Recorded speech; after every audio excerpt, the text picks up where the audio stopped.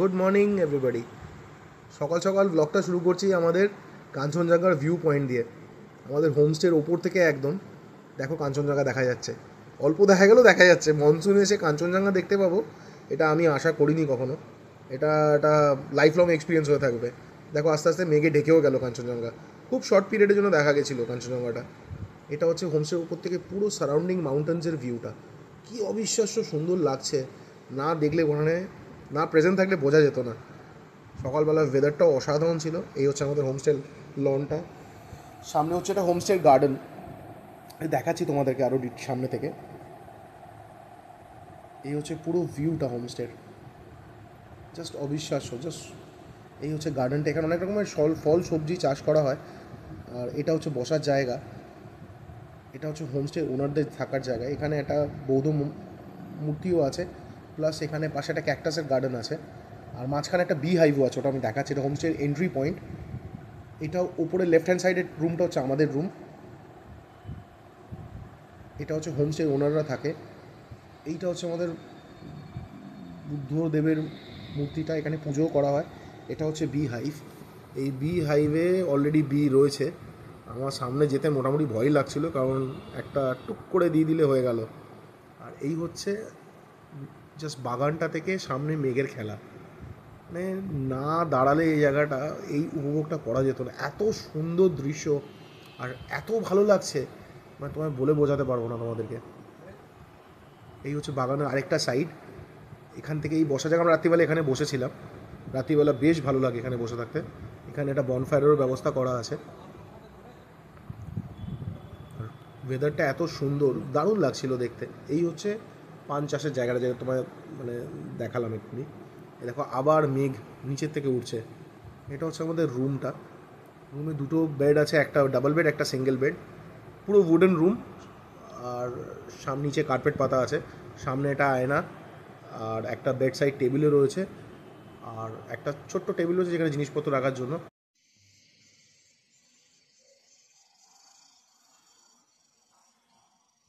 একদম গায়ের ওপর দিয়ে মেঘ যাচ্ছে, লাভলি। মেশিন চলছে, জাস্ট পোকাটার আওয়াজটা শোনো, বাপ রে বাপ।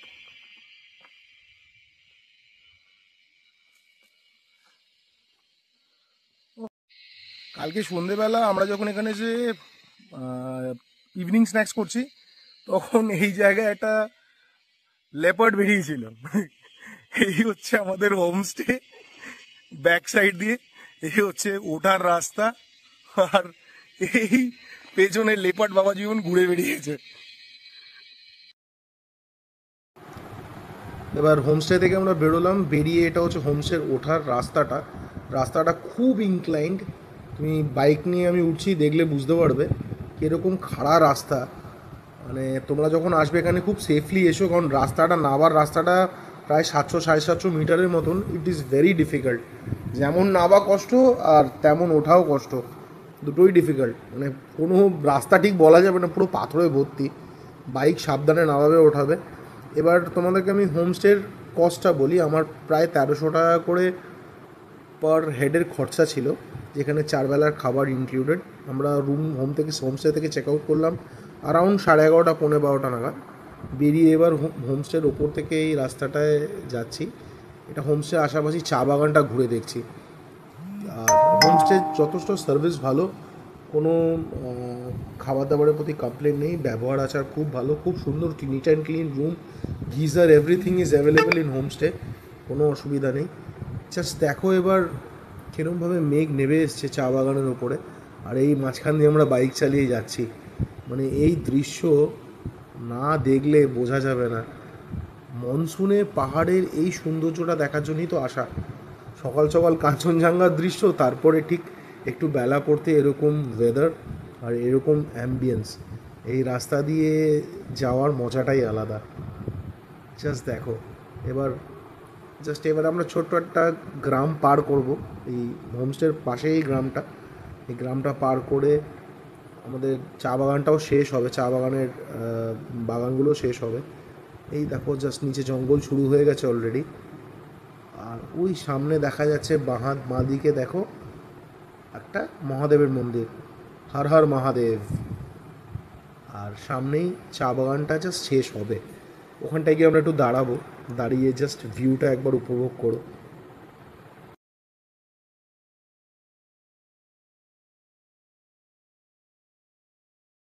হল্ট নিলাম, জাস্ট আমার ব্যাকে ভিউটা দেখো, মেঘ, চা বাগান, জঙ্গল। চা বাগানটা ঘোরার পর আমরা আবার এই রাস্তা দিয়ে নিলাম, এই নিচে দিয়ে আমাদের হোমস্টেটা যাওয়া যেত, এই রাস্তা দিয়ে আমরা উঠেছি। এখন এখান থেকে বেরিয়ে এই হচ্ছে রাস্তার কন্ডিশন, মানে প্র্যাকটিক্যালি এখান থেকে যে রাস্তাটাই ট্রাভেল করব মোটামুটি 8-9 কিলোমিটার পুরোটাই এরকমই খারাপ রাস্তা, প্রচণ্ড বাজে কন্ডিশন রোডসের, মোটামুটি কোমরের অবস্থা খারাপ হয়ে যাবে, কিন্তু ওইটুকু ম্যানেজ করে সিনিক বিউটিটা এনজয় করতে করতে আমরা চললাম। আমাদের নেক্সট স্টপ হচ্ছে প্রকৃতার ভিউ পয়েন্ট, এবার আমরা ওই দিকেই যাচ্ছি। এবার জাস্ট দেখো রাস্তায় কীরকম একটা জায়গায় পটসে জল জমে আছে, যেহেতু গতকাল রাতে বৃষ্টিও হয়েছে অল্প স্বল্প, তো রাস্তা এখনও হালকা ভেজা আছে, রাস্তার কন্ডিশন খুবই খারাপ। আস্তে আস্তে পাইন ফরেস্ট স্টার্ট হয়ে গেল, যদিও বা এখন আমরা ডাউহিলের রাস্তায় ঢুকিনি, বাট তা সত্ত্বেও পাইন ফরেস্ট পুরো শুরু হয়ে গেছে, দুধারেই পাইন ফরেস্ট। আর সামনে যে বাইকাররা যাচ্ছে এরা শিলিগুড়ি থেকে এসছে, এদের সাথে কথাও হলো, এরা শিলিগুড়ি থেকে এসছে ঘুরতে, 3-4 জন বাইক নিয়ে ফ্যামিলি নিয়ে এসছে। এবার মোটামুটি ওরাও সেম রাস্তাতেই যাচ্ছে। আমাদের আজকের ফাইনাল ডেস্টিনেশনটা হচ্ছে ঋষিরহাট ফার্মস্টে, যেটার রুট ম্যাপটা হচ্ছে আমরা এখান থেকে ভিউ পয়েন্টটা দেখার পর কার্শিয়ঙের জঙ্গল হয়ে একটা সাইডে ডাউহিল দেখে ডাউহিলের জঙ্গলটা ঢুকে ওখান থেকে আমরা সোনাদা হয়ে তারপরে টুয়ার্ডস ঘুম হয়ে তারপরে আমরা ঋষিরহাটের দিকে ঢুকবো, মানে ঋষিরহাট থেকে স্ট্রেট বিজনবাড়ির রাস্তাটা একই রাস্তা পড়ে। রাস্তা খুবই খারাপ, আমি আশেপাশি লোকালকে জিজ্ঞেস করে যা বুঝলাম, মোটামুটি একটা পোর্শনের রাস্তা একটু ভালো থাকবে, যেটা ঘুম আর সোনাদার রাস্তাটা হবে, আর তার মাঝখানে এরকম মেজরিটি টাইম জঙ্গল পাবো আর এই ভিউ পাবো। জাস্ট সিনিক বিউটিটা দেখো। আবার একটু মেঘ ছেড়ে গেছে রাস্তা থেকে, এই হচ্ছে রাস্তার গর্তর অবস্থা, একটা রাস্তা ঠিক নেই, পুরো রাস্তাটাই খারাপ। তাও মানিয়ে নিয়ে চলতে হবে, কারণ বর্ষায় এসছি যখন রাস্তার অবস্থা তো ভালো এক্সপেক্ট করতে পারি না। যেতে যেতে এই চলে আসছে আমাদের ভিউ পয়েন্টটা, এই জাস্ট আমরা এখানে বাইকটা দাঁড় করালাম। এবার আমরা ভিউ পয়েন্টের দিকে যাচ্ছি, এই হচ্ছে ভিউ পয়েন্টে যাওয়ার রাস্তা, পাশে দুটো বাড়ি ছিল, এখানে সামনে একটা চাষের জায়গা, এই সোজা গিয়ে নিচে ভ্যালিটা দেখা যাচ্ছে, অলরেডি মেঘ দেখতে পাবো। সিঁড়ি দিয়ে উঠলাম ভিউ পয়েন্টে, এই হচ্ছে সামনের ভিউটা। আবার একটু উপরে গিয়ে একদম মানে ওয়াচ টাওয়ার টাইপের করা আছে, যেটা মানে বসার জায়গা রয়েছে। ভীষণ ঠান্ডা লাগছিল এই টাইমটা, মানে এত মেঘ, পুরো মেঘে ঘিরে আছে। সামনে এরকম দৃশ্য, পুরো জঙ্গলের উপর দিয়ে মেঘ আসছে, নিজের গা ছুঁয়ে মেঘ বেরিয়ে যাচ্ছে, মানে ওই ফিলটা ওখানে না থাকলে বোঝানো যাবে না। আমরা ভিউ পয়েন্ট থেকে এবার তোমরা টাইম ল্যাপস ভিডিওটা এনজয় করো, দেখো দৃশ্যটা কেমন লাগে।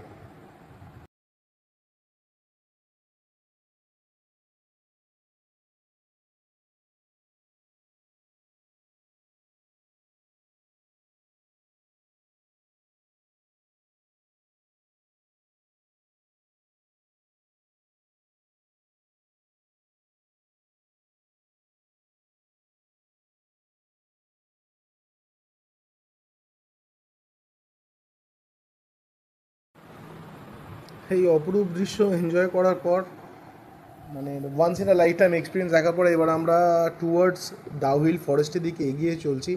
দেখো আস্তে আস্তে পুরো পাইন ফরেস্ট দুধারে পুরো ঘিরে আছে, এদিকে ফার্ন, ওপরে পাইন ফরেস্ট, নিচে পাইন ফরেস্ট, আর মাঝখান দিয়ে এরকম ভাঙাচোরা রাস্তা, মানে আপাতত ওই রাস্তা দিয়ে আমরাই যাচ্ছি, মানে অ্যারাউন্ড 2-3 কিলোমিটার্স কোনো বাইক গাড়ি কিছুই দেখতে পাইনি। তো যে হারে আশাপাশি লোকেদের থেকে শুনেছিলাম এখানে লেপার্ডের সাইটিং হচ্ছে, তো সেই কারণে আমরা ওখানে দাঁড়ানোর চেষ্টা করিনি, কারণ সেফ ছিল না। খুবই রিস্কি ব্যাপার ছিল। অ্যান্ড আমরা তো আর কোনো ইকুইপমেন্ট নিয়ে বেরোনি যে লেবারটা আমাদেরকে দেখে পালিয়ে যাবে, তা সত্ত্বেও আমরা রিস্ক নিইনি। এই এতক্ষণ পর যে গাড়িটা আমাদেরকে ক্রস করেছিল সেই গাড়িটা আমাদের দেখতে পেলাম। একটা ছোট্ট গ্রাম আবার চলে এলো। এই গ্রামটা ক্রস করে আমরা যাব এই সোজা এই বাঁদিকের রাস্তাটায়। এখানে গিয়েই ডাউহিলের রাস্তাটা ডাইরেক্টলি কানেক্ট হবে, ডাউহিল ফরেস্টটা। এখানেও দেখো রাস্তার অবস্থা খুবই খারাপ, খুব সাবধানে আসলে চালাতে হবে এই রাস্তাগুলো দিয়ে। পাইন ফরেস্টের বিউটি তো আলাদাভাবে কিছু বলার নেই, জাস্ট দেখো খালি এরকম সুন্দর দৃশ্য, দুধারে পুরো ঘিরে আছে জঙ্গল। আর আমরা আস্তে আস্তে তারপরে এসে একটা জায়গায় হল্ট নিলাম। এই রাস্তাটা চলে যাচ্ছে ডাউহিলের দিকে, আর এখানে একটা ক্যাফে রয়েছে ছোট্ট, পেছনে একটা হোমস্টেও রয়েছে। এই ক্যাফেতে আমরা চা খেয়ে এবার আমরা ডাউহিল ফরেস্টের দিকে ঢুকে গেলাম। এবার দুধারে তোমরা পিওর ডাউহিলের ফরেস্টটা দেখতে পাবে। Just enjoy the view. হালকা লাইট প্রবেশ করছে, সেরকম লাইটও নেই।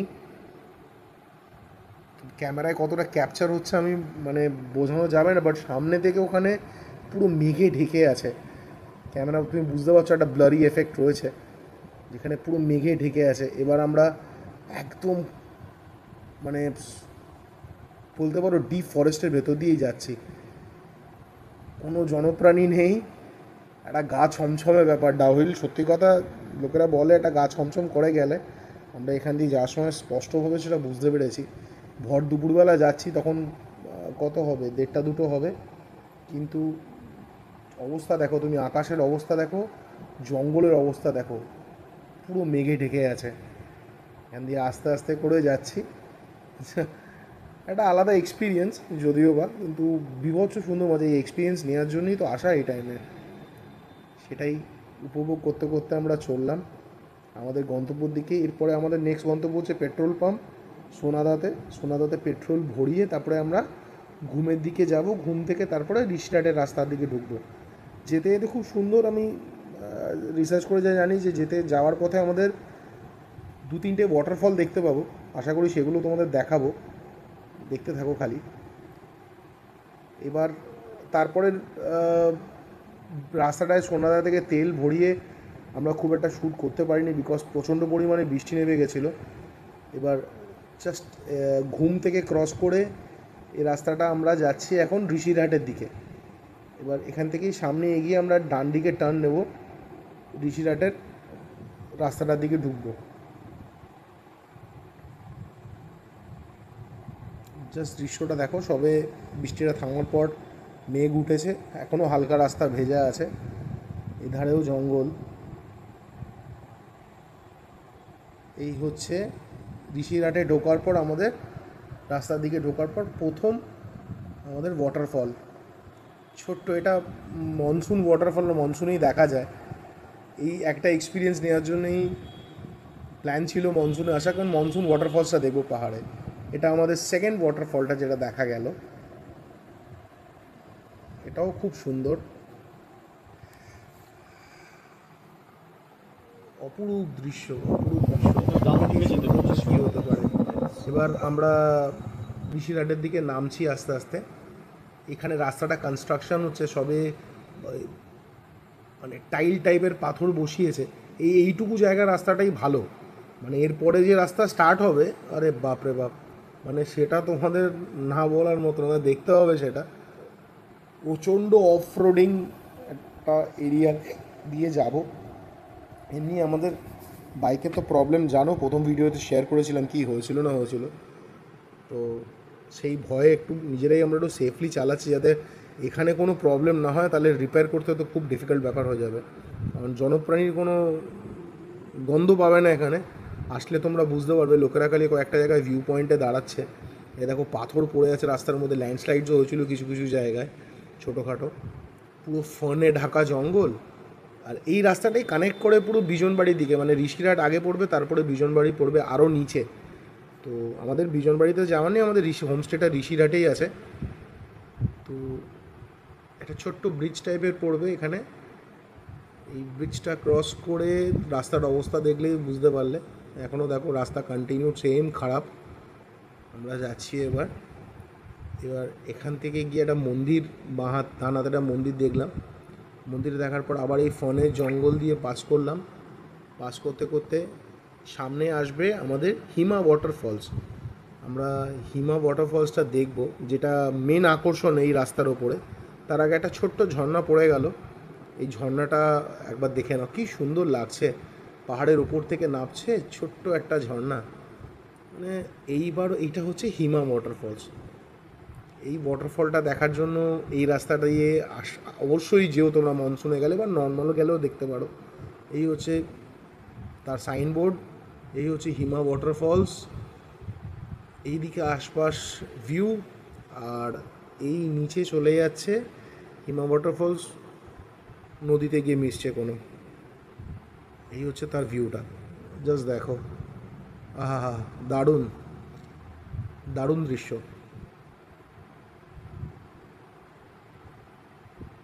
হিমা ওয়াটারফলস দেখে আমরা সোজা এগিয়ে চললাম। একটা লোক নেই এখানে, কোনো বাড়ি ঘরদোর কিচ্ছু নেই, খালি জঙ্গল আর জঙ্গল। তুমি দেখলে বুঝতে পারবে, ওপরের ভিউটা দেখো, কিচ্ছু নেই, দুধারে জঙ্গল, মাঝখান দিয়ে ভাঙাচোরা রাস্তা। রাস্তাটা পুরোটাই খারাপ, প্রায় অ্যারাউন্ড 10-11 কিলোমিটার্সের রাস্তা, পুরোটাই ড্যামেজড। মানে কোনো ভাবে ভালো বলা যেতে পারে না, কোথাও কোনো পিচটা পর্যন্ত প্রপারলি নেই। এখানে দেখো বাঁদররা বসে আছে, দেখে আমাদের দিকে এগিয়ে আসছিলো, কিছু খাবার দাবার যদি পাওয়া যায়, বাট আমরা সোজা বাইক টেনে বেরিয়ে গেছি, দাঁড়ানোর চেষ্টা করিনি। রাস্তাটা আস্তে আস্তে শেষ হতে এলো, এবার খুব সামনেই আমাদের হোমস্টে চলে এসছে। এবার জাস্ট এই রাস্তাটার টার্নটা শেষ হলেই আমাদের হোমস্টে চলে আসবে। তার আগে যেতে যেতে আরেকটা লাস্ট ওয়াটারফল দেখলাম। আমরা গাড়ি দাঁড় করা নিয়ে ওয়াটারফলটা, বিকজ অলরেডি অনেক লেট হয়ে গেছে, তখন প্রায় 5টা বাজতে চলছে। বৃষ্টির জন্য আমাদের আজকে ভালো ডিলে হয়ে যায়, কারণ বৃষ্টিতে রিস্ক নিইনি চালানোর, তো জন্য আমাদের 1.5-2 ঘন্টা হল্ট হয়েছে। এবার দেখো আরেকটা ওয়াটারফল আসছে, কি বিউটিফুল দৃশ্য দেখো এই ওয়াটারফলটার। এই হচ্ছে আমাদের হোমস্টের সামনের বাস স্ট্যান্ড, এই কন্ডিশনে। এই হচ্ছে আমাদের হোমস্টে যাওয়ার রাস্তা। এটাও সেম আগের হোমস্টের মতনই বিভৎস ইনক্লাইন রাস্তা, কিন্তু এটা আরও প্যাথেটিক কন্ডিশনে। এটা মোর দেন 1.5 কিলোমিটারের ওপর রাস্তা। এই হচ্ছে হোমস্টের সারাউন্ডিং। এই পজিশান থেকে আমি আর রিস্ক নিলাম না একসাথে যাওয়ার, যেহেতু আমি লাগেজটা সোমনাথদাকে বললাম যে তুমি বাইকটা নিয়ে নেবো, আমি আস্তে আস্তে যাচ্ছি। তো আমি হাঁটতে হাঁটতে যাচ্ছি, আর যাওয়ার পথে এই হচ্ছে ঋষিরাট ভিউ পয়েন্ট। হোমস্টের একটু আগেই এই ভিউ পয়েন্ট হচ্ছে লাস্ট। ফাইনালি আমাদের ডেস্টিনেশনে পৌঁছে গেলাম। আজকের মতন ব্লগটা এখানেই শেষ করছি। আশা করি তোমাদের ব্লগটা ভালো লেগেছে। যদি ভালো লেগে থাকে তাহলে আমার চ্যানেলটাকে লাইক, শেয়ার অ্যান্ড সাবস্ক্রাইব করো। যদি কোথাও কোনো ভুলভ্রান্তি হয়ে থাকে কমেন্টে লিখে জানিও। Thank you and tata, see you in the next blog.